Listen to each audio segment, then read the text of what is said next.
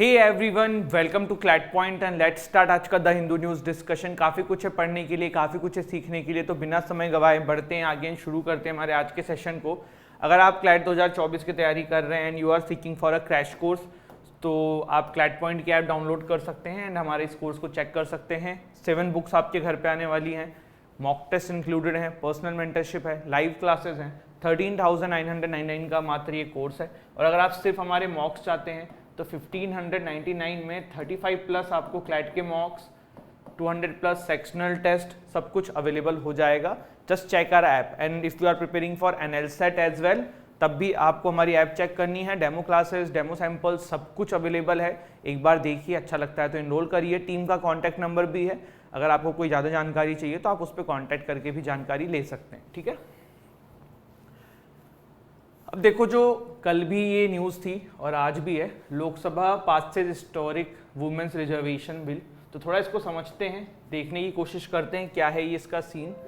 कल भी हमने देखा था बट थोड़ा ना डिटेल में आज देख लेते हैं। जैसे कि कुछ कुछ माइन्यूट चीज़ें छूट गई थी कल, वो मैंने डाली नहीं थी, जो आपसे एग्जाम में पूछी जा सकती है, तो वो आपको यहाँ पे आज के सेशन में कवर हो जाएगी। ठीक है, तो देखिए, सबसे पहली चीज़ तो क्या है, वुमेन रिजर्वेशन बिल हमें एक बार में ही समझ में आ जाता है कि किस बारे में है।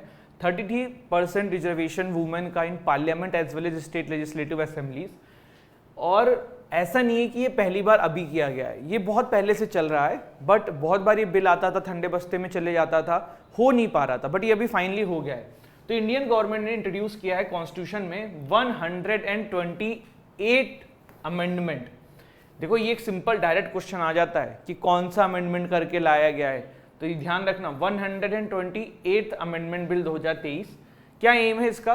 33% reservation to women in Lok Sabha and state legislative assemblies. ठीक है, अगर आप इसका इतिहास देखेंगे ना, तो मिड 1996 में या 1995 से 1996 के बीच में पहली बार ऐसा कोई बिल हमारे देश में लाया गया था। उस समय से ये चीज चल रही है लेकिन हो नहीं पा रहा था। अब क्या है, ये बिल प्रपोज क्या करता है, ये रिजर्व करने की बात करता है 1/3 seats in the Lok Sabha and state assemblies for women including those belonging to scheduled caste and scheduled tribes. ये जो बिल है जो आया है, इसमें क्या होगा, ये इंट्रोड्यूस करने की बात करता है 2 नए articles in constitution, 330A and 332A in the constitution. अगर ये इंप्लीमेंट हो जाएगा तो ये चेंजेस भी यहाँ पे आपको देखने को मिलेंगे।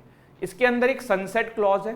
सनसेट क्लॉज का मतलब ये है कि एक पर्टिकुलर टाइम के बाद ये खत्म करने की बात करी गई है या फिर उसको फिर पुनः विचार किया जाएगा। जैसे कि the bill include sunset clause stipulating that अगले 15 साल तक ही चलेगा। कितने तक? जब ये एक्ट आ जाएगा तो उसके 15 साल तक ही चलेगा, उसके बाद इसको रिकंसीडर किया जाएगा। देखो क्यों किया जाता है ऐसा इसलिए किया जाता है कि क्या उस समय तक इक्वलिटी आ गई होगी, अगर चीज़ें बेटर हो गई होंगी तो फिर रिजर्वेशन खत्म कर दिया जाएगा, और अगर फिर नीड दिखेगी तो इसको फिर एक्सटेंड कर देंगे। इस तरीके की चीज़ें लाई गई, इसलिए इसको सनसेट क्लॉज बोला गया है।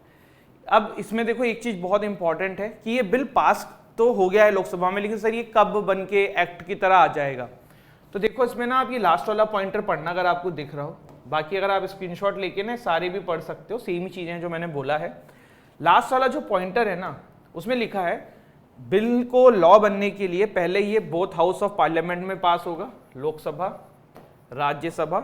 इसके बाद half of the Indian state legislature and then signed by the president, तब ये आपका एक्ट बनकर निकलेगा। ठीक है, क्लियर है? किसी को डाउट इतने में नहीं होना चाहिए। और मैं आपको, मेरा आप लोगों को है ना क्विज का क्वेश्चन है, मुझे नाम पता है वैसे, लेकिन I want you to research on it और कमेंट सेक्शन में लिखिएगा। अगर आप नहीं बता पाएंगे तो कल I will tell you answer. ठीक, मेरा आप लोगों का क्वेश्चन ये है आप लोगों से कि मुझे उस व्यक्ति की नाम बताइए जिसकी सरकार में 1995 जो 1996 में बोल रहा हूं, उस समय पहली बार वुमेन रिजर्वेशन को लाने के लिए प्रपोज किया गया था। ठीक, ये आपका काम है। इसके बाद देखिए, आगे बढ़ते हैं। India issue a tit for tat travel advisory for Canada. देखो भैया, हुआ क्या है, ट्रूडो साहब जो हैं वो इंडिया के ऊपर आरोप लगाते हैं कि वहाँ पे जो एक टेररिस्ट भाई जो हैं, क्या नाम था उनका, उस टेररिस्ट का नाम क्या था गाइज, एक तो ना यार मैं इन पेन से परेशान हूं।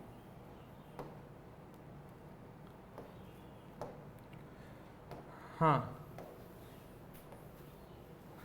जो हरदीप थे, जो एक टेररिस्ट हैं, खालिस्तानी टेररिस्ट हैं, उनको वहाँ पे किसी ने मार दिया, तो उसके ऊपर ट्रिब्यूनल ने आरोप लगाया कि भैया इंडिया का हाथ है, इसमें रॉ का हाथ है। लेकिन भारत ने फिर पूरा उसको कहा कि एविडेंस रखो, सारी चीज़ें। इवन जो लीडर ऑफ अपोजिशन है ना कनाडा के, उन्होंने भी इस पर्टिकुलर स्टेप को, कनाडा के जो ट्रिब्यूनल हैं उनको आलोचना करी है, कहा है कि एविडेंस रखिए, इस तरीके की चीज़ें नहीं बोलनी चाहिए, ये सारी चीज़ें हैं। अब देखो यहाँ पे ना हुआ क्या है, हुआ ये है कि कनाडा ने कुछ एडवाइजरी जारी कर दी है जो लोग भारत से ट्रैवल करेंगे और इस तरीके की चीज़ें। तो इंडिया ने भी फिर वैसी एडवाइजरी जारी कर दी है ट्रैवल के लिए, टिट फॉर टैट वाली बात होती है, इसमें कुछ बहुत डिस्कशन करने वाला है नहीं, समझ रहे हो।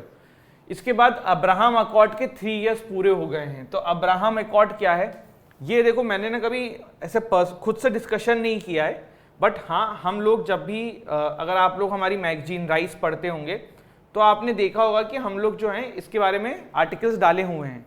लेकिन आज मैं अब्राहम अकॉर्ड को डिस्कशन भी कर रहा हूँ, तो दिस इज फर्स्ट टाइम जो यूट्यूब पे हम कर रहे हैं, तो अगर आपने अभी तक नहीं किया है तो कर लो अच्छे से, ठीक है। अब्राहम अकॉर्ड है क्या, देखो अब्राहम अकॉर्ड जो है वो आपका यूएई, इजराइल, बहरीन के बीच में एक एग्रीमेंट था जिसको मीडिएट किया था यूएसए ने। अब मैं आपको थोड़ा समझाता हूं। देखो इजराइल के ऊपर ना आरोप लगते हैं कि यार ये जो हैं ये पैलेस्टीनियंस को बहुत तंग करते हैं। पैलेस्टीनियंस का रिलीजन कौन सा है, मुस्लिम है। तो एक्चुअली होता क्या है ना, इजराइल को मुस्लिम मेजॉरिटी कंट्रीज पसंद नहीं करती हैं, या मुस्लिम कंट्रीज पसंद नहीं करती हैं। जैसे इसका मैं आपको एक एग्जांपल देता हूं।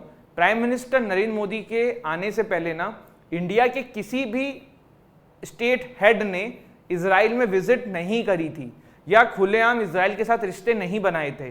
क्यों? क्योंकि उनको डर था कि इंडिया के जो मुस्लिम लोग हैं वो उनसे नाराज हो जाएंगे।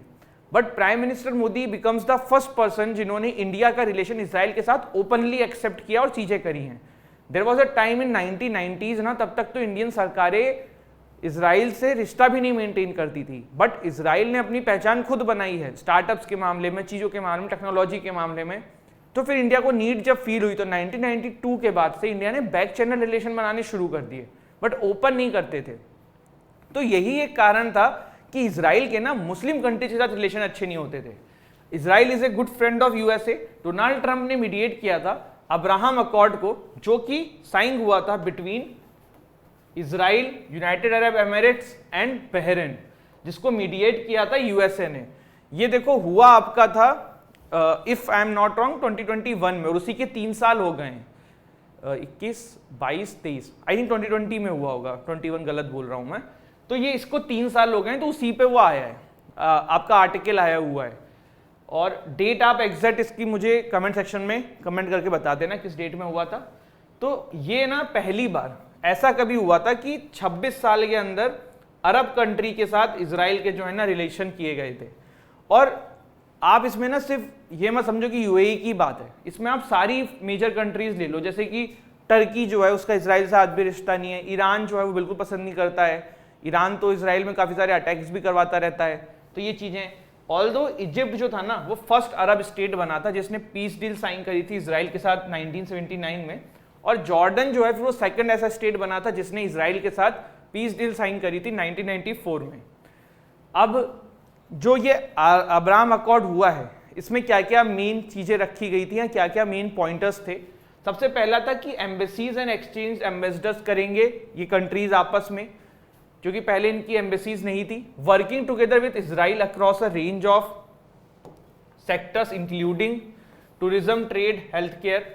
Abraham Accord also open the door for Muslims around the world to visit the historic site in Iran, जो क्या नाम है, अल अक्सा मॉस्क। देखो अल अक्सा मॉस्क ना इस्लाम के अंदर 3rd सबसे ज्यादा मतलब होली प्लेस मानी जाती है, और बहुत सारे मुस्लिम वहां पे ट्रेवल करना चाहते हैं, लेकिन क्योंकि वो इजराइल के कंट्रोल में रहती है तो बहुत बार उसमें दिक्कत होती है। तो अब क्या है कि जो मुस्लिम कंट्रीज के यहाँ के लोग हैं वो वहां पे आराम से अपना ट्रेवल कर सकते हैं, ठीक है। अगर आप इस्लाम में देखें तो जो काबा है वो मक्का के अंदर सबसे ज्यादा होलीएस्ट प्लेस है। उसके बाद प्रोफेट्स मॉस्क इन मदीना जो है वो सेकंड होलिएस्ट प्लेस है, and then Al Aqsa mosque in Jerusalem, ये थर्ड होलिएस्ट प्लेस है इस्लाम के अंदर। ठीक है, ये मैंने आपको सारी चीज़ बता ही दी है, इसमें कुछ है नहीं।